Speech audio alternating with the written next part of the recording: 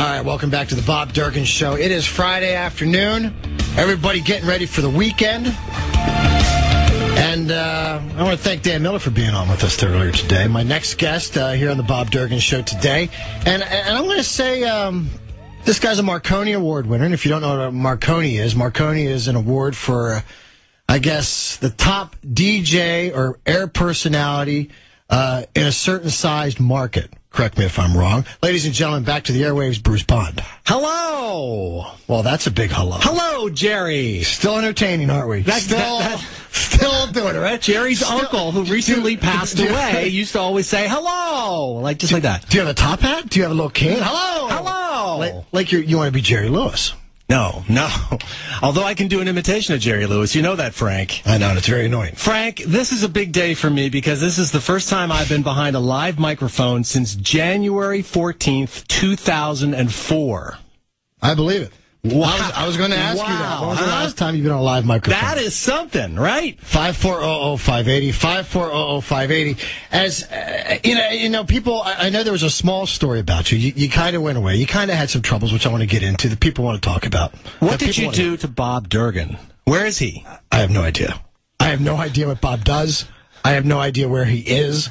He goes on vacation. I asked RJ earlier if he texts him. I don't know. I hear he's hunting up in Potter County. I don't think he can move that fast or walk that far. There's so many geese up there now. They've opened up geese season. Let me ask you a couple questions here. Yeah, go ahead. Easy. Yeah, Tone it down. Okay. Tone it down. Bring it down. Hello. You're not entertaining. You're being interviewed. You're not entertaining. You know, my father's... let me talk. I'm interviewing you. Okay? You're not, hey, lady guy. All right? Here we go. You ready? Now.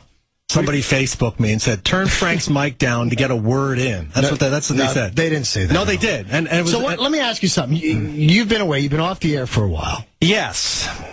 And as you went away, you were off the air, and then you went to New York City. I lived in New York. I lived at 45 Wall Street. I loved living in New York. I miss it daily.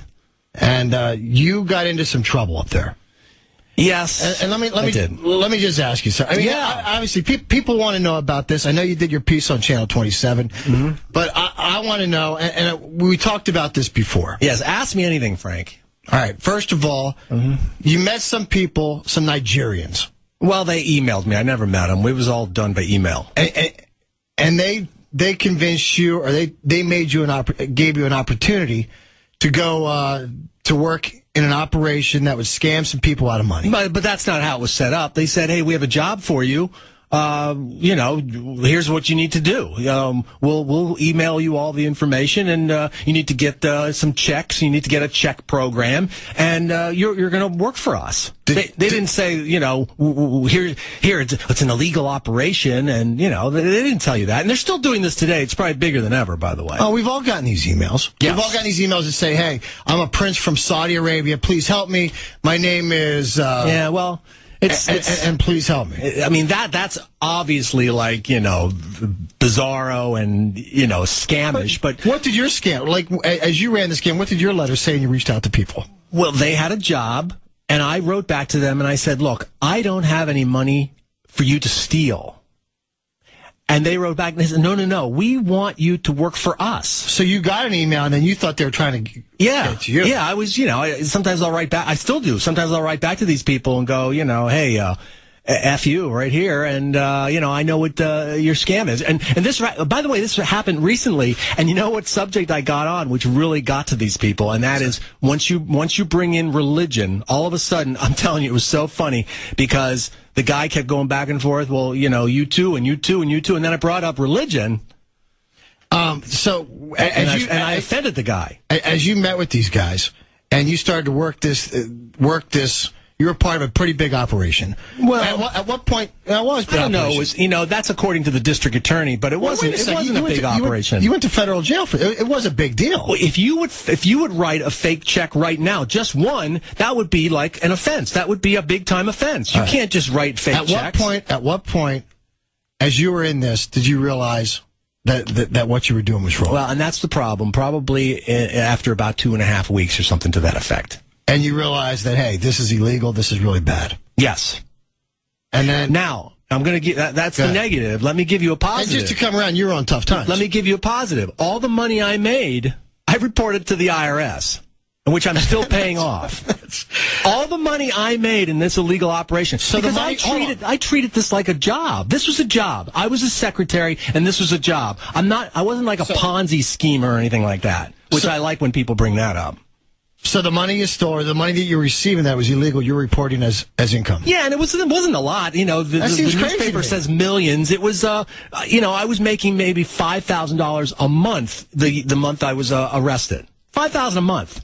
How long were you doing this before they got you? I started in February of 2007, and I was arrested in May of 2008. So about a year and a half. Did anyone ever email you or say, "Hey, man, give me that money back"? Like, people must have contacted you and said, "Listen, I wasn't in the flow." Oh, so you were just writing the checks and sending them out? Yeah, I was not part of the email or anything. Yeah, nobody knew that I was part of that. That's why I don't have to pay any restitution now, because nobody can come to me and say, "Hey, he stole from me." That guy there. 5400580 if you'd like to talk to Bruce Bond. 5400580. The morning. And don't be a mook. That's all I ask. Don't be a mook. I don't know what a mook is. What is a mook? Is that a Jerry Lewis term? What is a mook? Why do you keep bringing up Jerry Lewis of all people? Because you're like wired right now. You're like crazy guy. You're like, hey, lady. Frank, do you realize I've not been on radio for so long? Do you know? How about all the adrenaline? It's like not masturbating for a long period of time. Relax.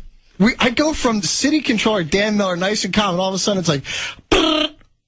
Well, the ratings will go out. But that's all I'll say to that. Of course you'll say that. Yeah, well, they will. All right, the morning that they came to get you, that you got arrested. How about that Linda Thompson? We worked with her, and we saw all this. We saw all this coming, didn't we? Listen, we did, didn't we? Yeah, we did. Yeah. The morning you got arrested.